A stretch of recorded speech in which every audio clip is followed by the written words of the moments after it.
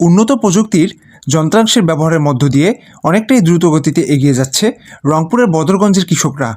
কৃষিপ্রধান এই বাংলাদেশের প্রায় 70% মানুষই কৃষিকাজের উপর নির্ভরশীল। আর বাংলাদেশের কৃষকদের ফলানো ফসলগুলির মধ্যে প্রধান খাদ্যশস্য হলো ধান।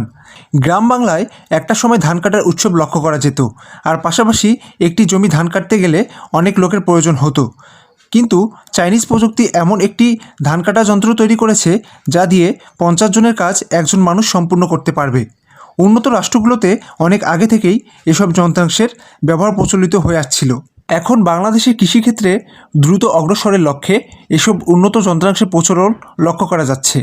সেই ধারাবাহিকতায় আজ রংপুরের বদরগঞ্জের শেখেরহাট অঞ্চলে মশিউর নামে একজন কৃষকের নিকট লক্ষ্য করা যায় উন্নত প্রযুক্তির একটি ধান কাটা যন্ত্র, যা দিয়ে একজন মানুষ অনেক কম সময়ে প্রায় 50 জন মানুষের কাজ সম্পূর্ণ করতে পারবে। মোহাম্মদ মশিউর রহমান।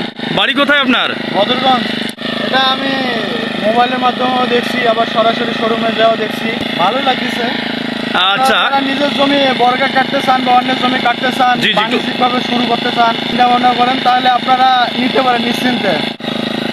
এটা বিভিন্ন আর কি পাওয়ারের হয়, তার মধ্যে আমার এটা 22,000 টাকা পড়ছে আর কি। এক বিঘা জমি ধান কাটতে কত ঘন্টা সময় লাগে?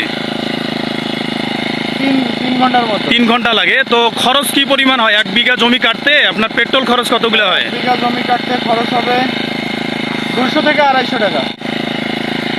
2000। 2000 টাকা বিঘা নিচ্ছেন আপনি। সারাদিনে কতগুলো জমি ধান কাটতে পারেন? কত বিঘা?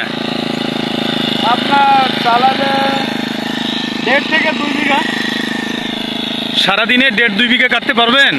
আমার নাম মোহাম্মদ হেদায়েতুল্লাহ। তো এখানে যে ধান কাটতেছে এক ভাই, তো আপনার কাছে কেমন লাগতেছে এটা? ভালোই তো লাগতেছে, আমারও নিবার আগ্রহ আছে। হ্যাঁ, হ্যাঁ। হয়তো 1-1.5 মাসের মধ্যে নেব। এই যে ধান কাটতেছে এটা দেখে আপনার ভালো লাগতেছে তো? এটা দেখতে ভালো লাগে।